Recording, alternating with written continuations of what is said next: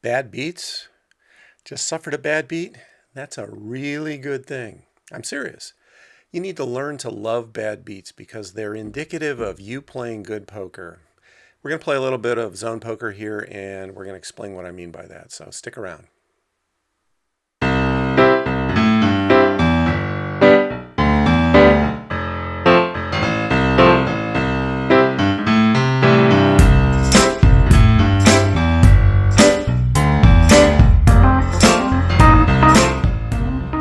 Okay, guys, we're going to play a little bit of 25 NL zone. I got a request from one of my readers on the blog that I could cover a little bit more of this and just play some more of these sessions. So that's what we're going to do today. So let's stick around.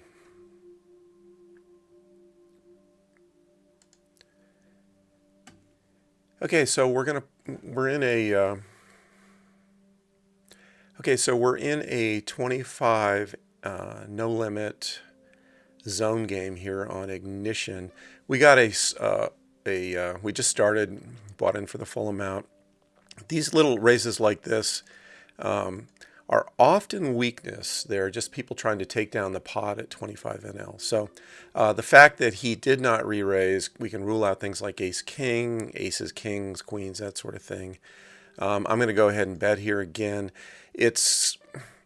He might have a weaker ace, but chances are he's going to fold to us here. So this is a kind of an unfortunate situation that, we've got the best hand.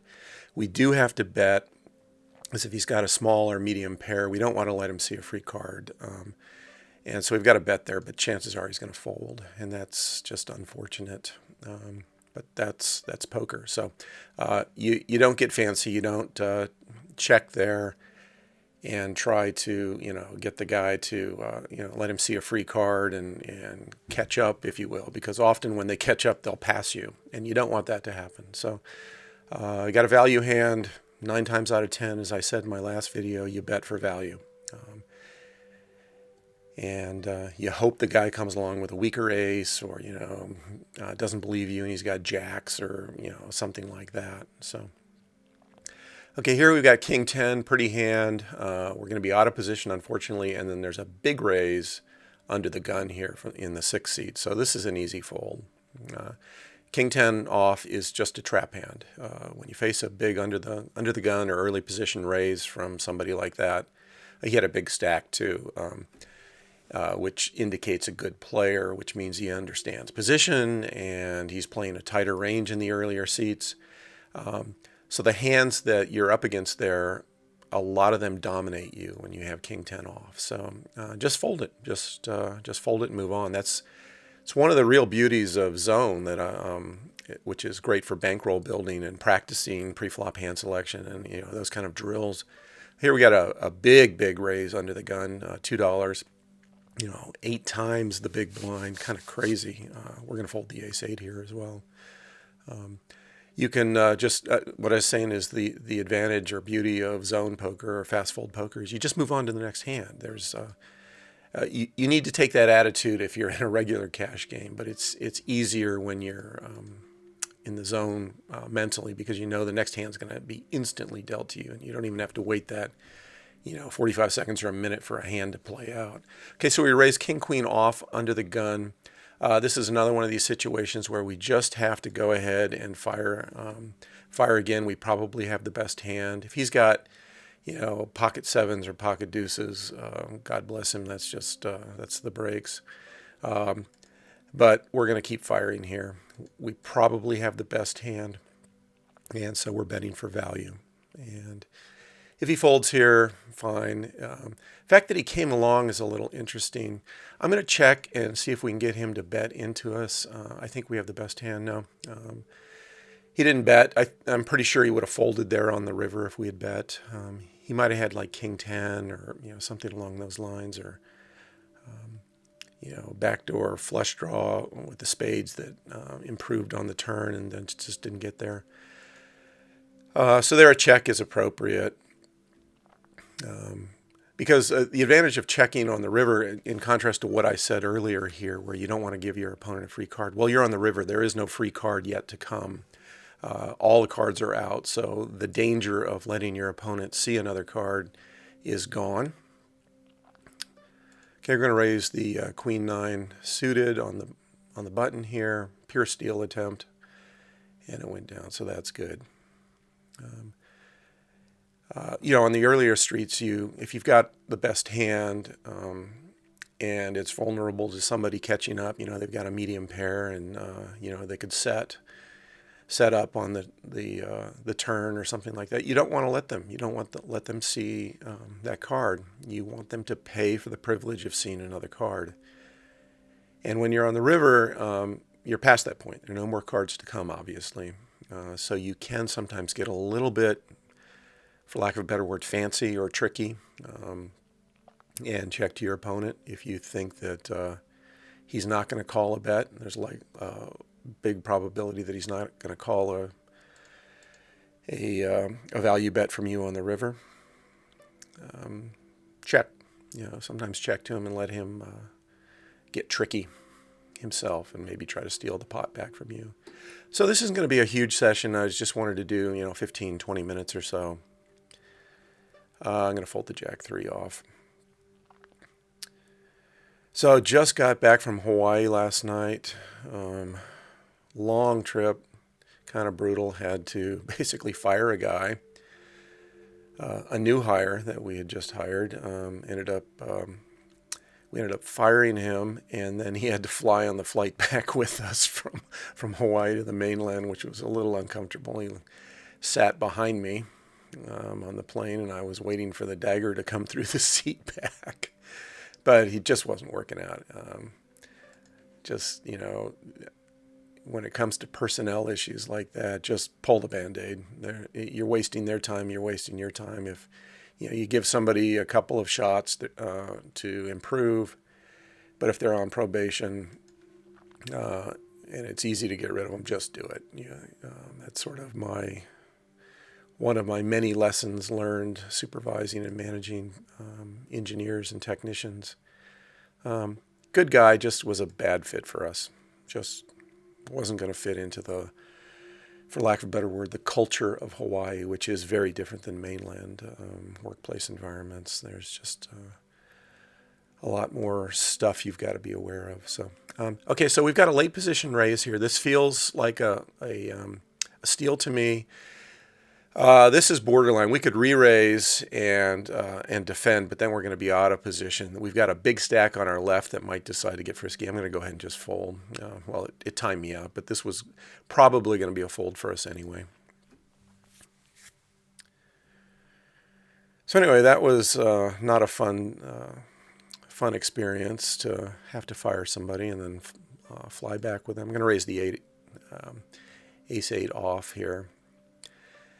It was also a weird visit. It really heavy rains, heavy wind, dangerous wind. In fact, we were on the summit, and the wind started to pick up. They got up to about sustained 50 to 60 miles an hour, and turns out we ended up having gusts to 130 miles an hour. It was insane. We ended up obviously evacuating the summit. We had lightning warnings and stuff like that. So we ended up getting off the summit, not before, however. Going to raise the 10-9 off here. This is at the kind of the bottom end of my range here. But not before, we evacuated, but not before somebody unfortunately got injured. The wind blew them into the side of a building. They got a big bruise on their hip.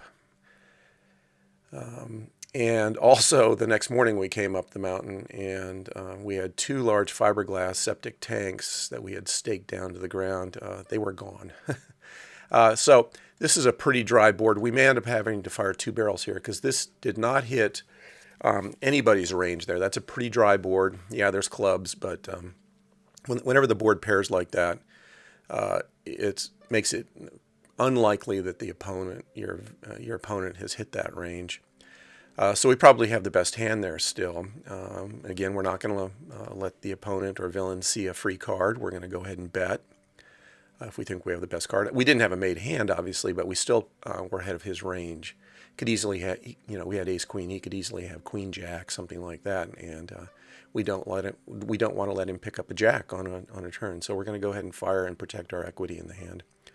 I'm going to raise the 7s here. under the gun.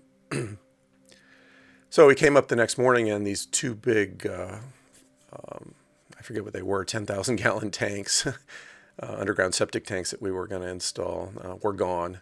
We ended up finding them, but it was a little weird. We may still have the best hand here. We've got second pair. Unfortunately, we're multi-way. We're probably going to go ahead. Oh, okay, this is tricky here. If we were heads up, I might consider peeling one here, but we've got this guy to act after us, so we're just going to go ahead and let it go. We're just going to move on.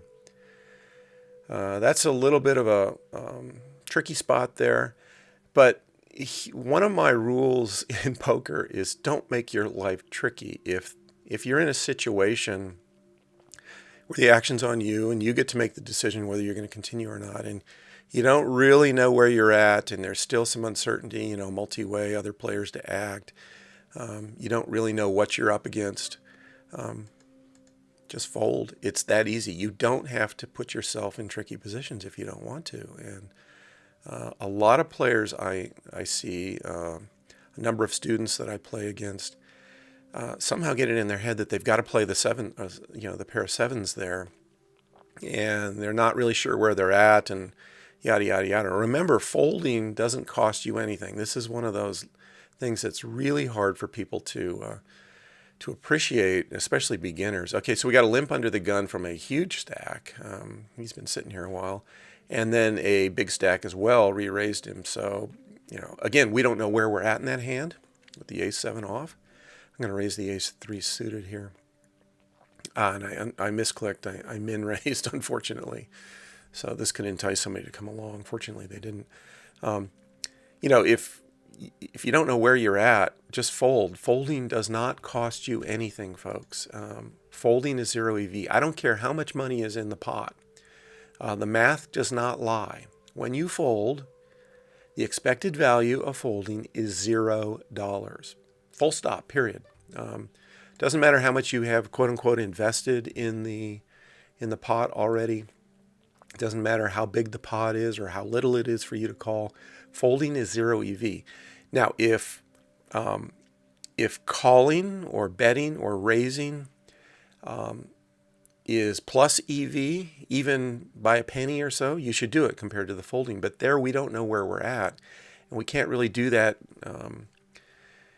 that qualitative expected value calculation in our head and know whether betting or calling or raising is going to be plus EV. So err on the side of caution and just fold. It's too many people make poker harder than it has to be. This really isn't rocket science, folks. Yes, it takes hard work, and you do have to learn a lot of skills and know a lot of stuff, and have the discipline to implement that over and over again. But fundamentally, you should not make this harder than it has to be. Okay, we got a limp under the gun. We're not going to let him. We're not going to limp behind and get tricky or do anything stupid like that. We certainly have the best hand here. He could get tricky here with aces and be limp re-raising or something silly. But the fact that he just called there tells me he does not have aces. We've got the best hand. Again, the board is paired. We've got backdoor flush draw. We are not going to let him see a free card. We're going to bet for value and move on. Again, we're not going to get tricky. We're not going to make poker harder than it already is. We're going to play the game fairly straightforward. Get out of situations where we don't know where we're at or we're unsure of what the expected value is. And, whether we're ahead or behind or, if you don't know, fold. It doesn't cost you anything. Fold. I was working with a student a couple months ago that really had trouble with that concept. He just kept saying things like, pot's really big and it doesn't cost me a lot to call. True. Okay, so you're getting great pot odds, but you're probably behind or you have no clue where you're at. Don't put more money into the pot unless you can justify the math somehow. So I got a big raise under the gun, 3 deuce suited, easy fold there. So the bad news for me is I just got back from a kind of a rough week in Hawaii. A lot of personnel stuff, a lot of unpleasant conversations and that sort of stuff, and home for the weekend. And unfortunately, I learned that I have to go right back to Hawaii. I'm going to take Monday off. I've got a dentist appointment, which is always fun, and I've got a broken tooth. I've got a temporary cap on it, and so I go in to get the permanent cap fitted Monday afternoon. And then Tuesday morning, bright and early, 6 a.m. flight, I'm heading back to the island for the week, which is not at all what I want to do. But, you know, it's the job, so unfortunately I got to do it. Not really looking forward to it. So we're going to raise the ace-9 suited here, standard raise. We got re-raised. Again, we don't know where we're at. This is a little bit of a trappy hand. If he has ace-10, we're crushed. So we're just going to let it go. Calling there and trying to see spades or something is bad poker, and you don't want to do that. Calling and trying to hit an ace. Okay, an ace hits. Where are you? You're getting action. Probably he's got a better ace than you. Do you re-raise? No, I don't think so. Again, we don't know what we're up against, so why are we raising? Remember, you always have to have a reason to raise. You either think you can get a worse hand to come along. So what worse hands in his range do we think can come along? Now, we got the idiot end here of the open-ended straight draw. Probably going to take one stab at this, maybe. This is a little tricky. This is a very wet connected board. Yes, we block some of the hands. I think I'm going to go ahead and take one stab at this. Bet a little small there. I probably should have bet a little bit bigger. But the fact that this guy came along pretty quickly. Okay, now the board is getting worse. We're basically done with this hand. We're not going to put any more money in it unless we're getting, you know, tremendous pot odds to make our straight. I'm going to sit out actually and just see what these guys have, see where this hand goes. So I think this guy's got a jack actually. No ace queen. Ace queen against ace queen. Well, c'est la vie. Again, we didn't know where we're at, and it didn't cost us anything to fold, so we folded. So lost my train of thought what I was jabbering on about before we got involved in that hand. It doesn't matter. 10-8 suited. It's a gapper. If we're in late position, we're probably playing that hand, but not here.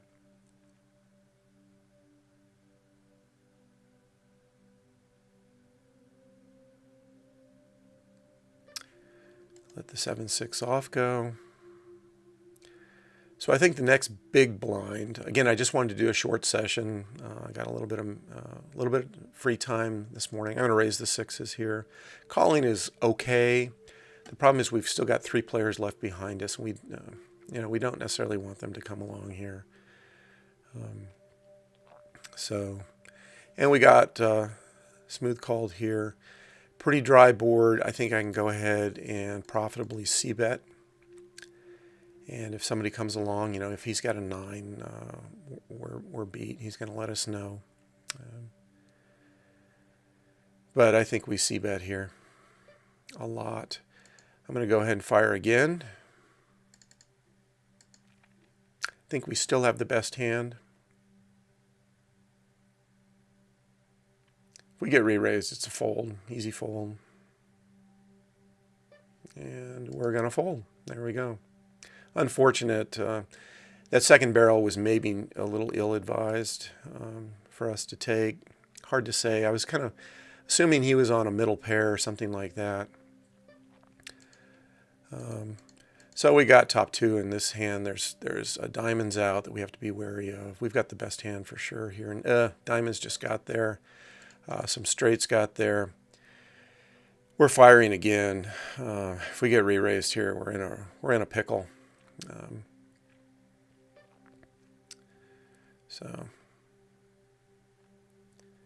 But again, if somebody's got a diamond in their hand, we don't want them to see that free river card and pick up the fourth diamond. Or if they got a straight draw, we want them to pay to see the next cards.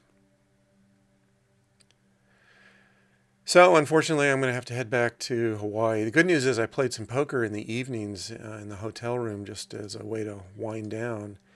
And it's playing pretty solid. Felt pretty good despite being a little jet lagged and stressed out. I really made it a point to sort of do pregame prep. Okay, we got a limp under the gun. We're going to go ahead and pot it and isolate this guy. Our hand is probably best against his range. He's limping. We might be in a coin flip if he's got a small pair or something like that. The fact that he called. So we're going to go ahead and fire here. This unfortunately hits his range. He could have middle pairs pretty easily. He would let us know pretty quickly, but we've got to protect our hand. I hate that term. I do use it, but when I'm kind of in theoretical mode, I don't like that word, because we don't bet to protect our hands, despite the best advice of poker experts and poker books and things like that. We bet for value, or we bet as a bluff. Now, when you're betting for value, a secondary reason is to protect, is to keep people from seeing those free cards, and improving to get better than you, or to making their hand. And so protection is a benefit of betting. But if you're not betting because you think a worse hand is going to come along, you should not be betting. Well, you should if you think you can get a better hand to fold, which is the bluff side of it. But when you've got a value hand, I'm going to raise the king jack off here under the gun, kind of again near the bottom of my range, under the gun at a 6 max. But you've got to just determine, are you betting for value? You betting for a bluff? If you're betting for value, if you think you've got a value hand, you've then got to ask yourself, do I think this worse hand? Do I think a worse hand is going to come along? And if the answer is no, then you don't bet. If the answer is yes, then you do bet. And one of the benefits of betting there is that you're charging your opponent to see cards. So this goes into the whole bet sizing thing, where you have to pick a bet size where if you think he's on a straight draw, you think he's got a middle pair, and you're afraid he's going to set up or something like that, you pick a bet size where he's getting the wrong odds to continue. And the minute you do that, and the minute he calls, you've won. I've written about this in the past and talked about this in the past, but if you've got a middle pair and you think your opponent is in early position and you think he's got a big made pair, bigger than yours, but you're getting the right odds to set mine, the minute you click that call button and set mine, you've won. Even if you don't make your set, you've won, because you have to look at poker as a long-term endeavor. Okay, here we got a limp. A limp, again, we're getting great odds, but we're going to be out of position with a trap hand. We have no idea where we're at. This guy could squeeze. We're just done with that hand. But my point is, the minute you call, you have won, because if you've made the right decision, the results of the hand don't matter, and because you can't control them. You can control your decisions. So if you make the right decision, you've won. And if you win over and over and over again in poker that way, meaning you make the right decisions, you're going to make a ton of money at this game. Okay, we got ace queen. I'm going to go ahead and re-raise here. This is a weird bet size, 70 cents. I think, we've got a very strong hand here. We're definitely going to re-raise for value and to isolate this guy. So that's what we did. Poker's a game of decisions, making the right decision over and over and over again, and ignoring the results, because in the short term, the results are going to piss you off. You're going to get bad beated. You're going to get coolered. Your opponents are going to suck out on you, and it's just going to be frustrating if you worry about the individual results of a specific hand. If you worry about making the right decisions on every single hand over and over again, you're going to be very profitable at this game. And This was one of the things that really turned my game around many years ago, when I sort of really forced myself, for lack of a better way to phrase it, forced myself to embrace that idea of RDM, results don't matter. And I've just got to shrug off. I've got a big enough bankroll, so if I play good poker, I'm going to go ahead and sit out the next big blind. If I play good poker, meaning make good decisions over and over again, the results are going to take care of themselves. The individual results of a hand don't matter. And when I made that shift to I win when I make good decisions, not when I drag a pot. I'm going to go ahead and raise this one. Heads up, 9-6. It's a double gapper. It's a little pretty weak, but guy had a reasonable sized stack, good enough to fold. So I'm going to go ahead and fire into him. When you make that mental leap, that's that aha moment. That poker isn't about whether I win a hand or not. It's about whether I make the right decisions. Once you do that, okay, we're done here. Once you kind of get to that point in your poker career, poker gets a lot easier when you understand that when I get a bad beat, that's a good thing. It means I made the right decision, because the definition of a bad beat is you got your money in good and the other player got lucky. He sucked out on you. He hit a 1 or 2 outer or something like that, or he went runner and beat you. Well, if you can make that mental switch and realize, that change of focus from the results of a hand to the decisions in a hand, if you can make that mental leap, you're so far ahead of the game, because you'll realize, oh, a bad beat, that's a good thing. It means I played right. I won that hand. I may not have specifically won the money in the pot there, but over time, if I get my money in good against opponents like that in that same situation, over and over again,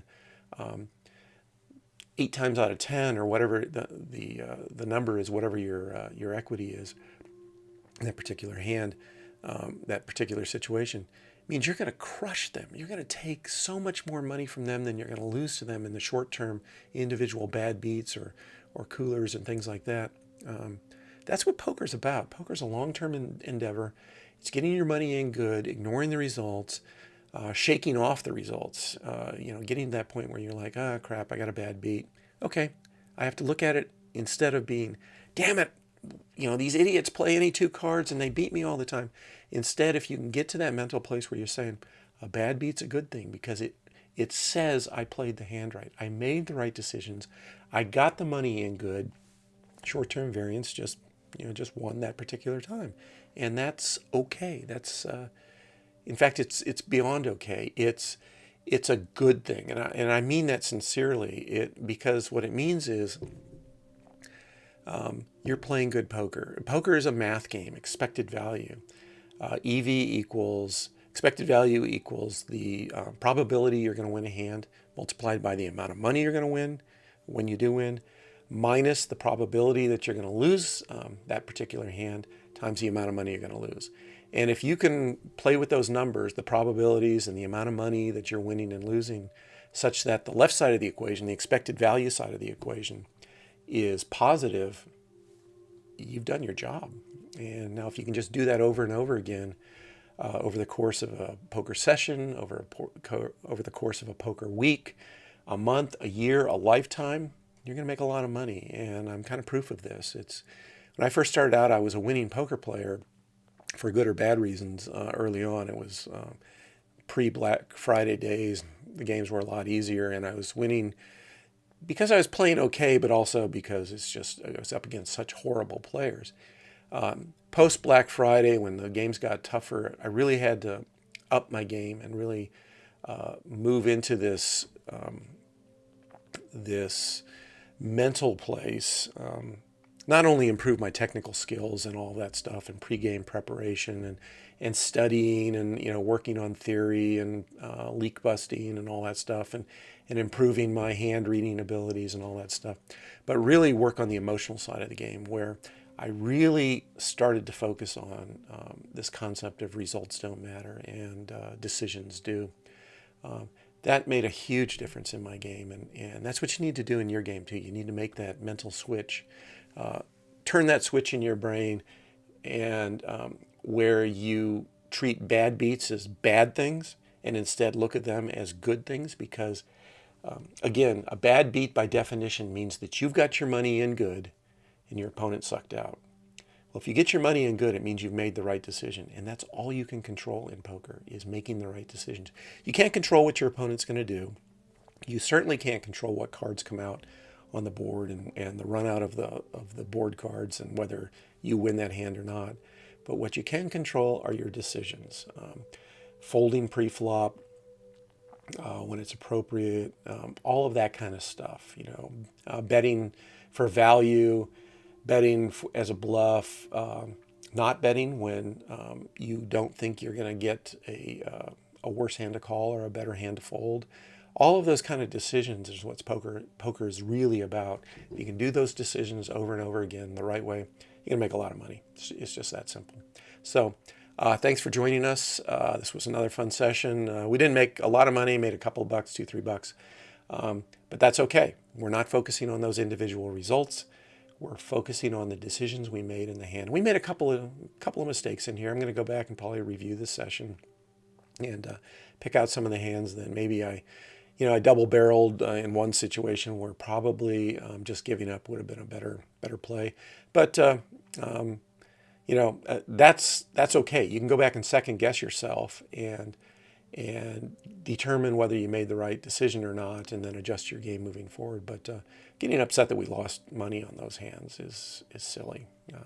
So again, thanks for watching. Thanks for tuning in.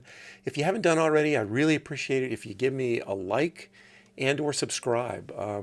That helps a lot in YouTube. The statistics matter. If I can get some more likes, if I can get some more subscriptions, if you can subscribe to the channel, it really helps elevate the visibility of these videos, and then the feedback really helps me get motivated to do the next one. So I really do appreciate it if you could do subscribe or give me a like. So, or drop me a comment as well down below. That helps as well. So thanks again. I'll see you next time on the felt.